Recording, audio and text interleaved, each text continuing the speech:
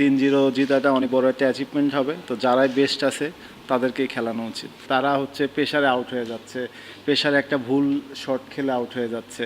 টিভিতে না দেখেন, আমরাই যখন আগে খেলতাম মানে আমার শুরুর দিকে, তখন আমি চিন্তা করতাম যে এই বলারটাকে খেলবো, নেক্সট আবার আরেকটা বলার আছে, তাকেও আমাকে ফেস করতে হবে। তো যে কোনো একটা বলারকে আমাকে চুজ করতে হবে যে আমি কাকে অ্যাটাক করব, কাকে সেভ করব। সো এখন বাংলাদেশের ক্ষেত্রে সেম জিনিসটাই অন্যরা চিন্তা করতেছে যে তারা হচ্ছে প্রেসারে আউট হয়ে যাচ্ছে, প্রেসারে একটা ভুল শট খেলে আউট হয়ে যাচ্ছে।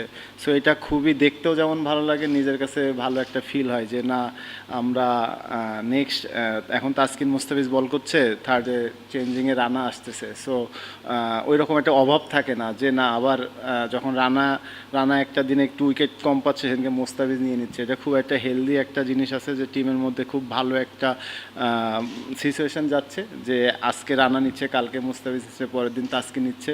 সো এটা খুবই ভালো। এবং দেখেন লাস্ট সিরিজে কিন্তু শরীফুলও অনেক ভালো বল করছে, ভালো ইকোনমিতে বল করছে, কিন্তু সে টিমের একটা ইসের জন্য খেলতে পারছে না। সো এটা খুবই ভালো একটা দিক টিমের জন্য এবং আমাদের ভবিষ্যতে যে খেলাগুলো আসতেছে তার জন্য।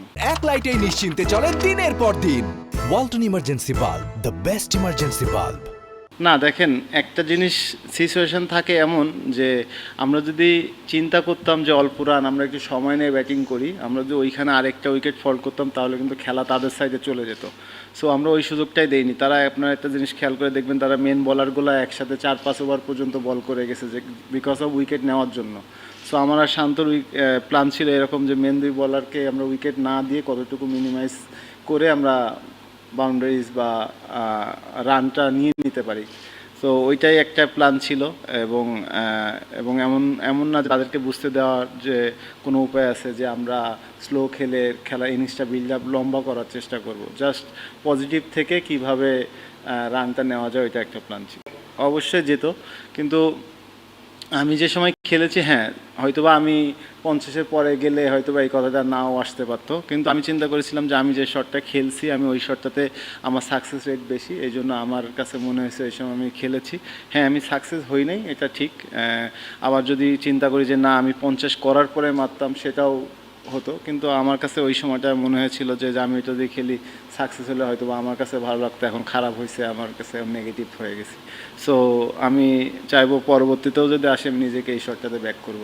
অবশ্যই দেখেন, যে কোনো একটা ওয়ার্ল্ড কাপ শেষ হয়ে গেলে তখন নতুন করে এক টিমরা চিন্তা করে যে নেক্সট ওয়ার্ল্ড কাপে কীভাবে যাব, কিভাবে ভালো করা যায়, একটা প্ল্যান করা লাগে। তো মোস্তাফিজ যে কথাগুলো বলেছে অবশ্যই সঠিক।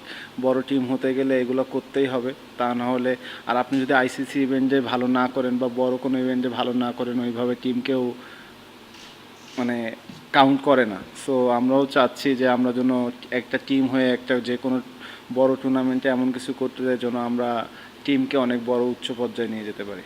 মিরাজ টিমের সাথে জয়েন করেছে, এখনও তাকে ডক্টররা দেখছে। সো এখনও কালকে পর্যন্ত সময় আছে। সো টিমের সাথেই আছে, সে ভালো আছে।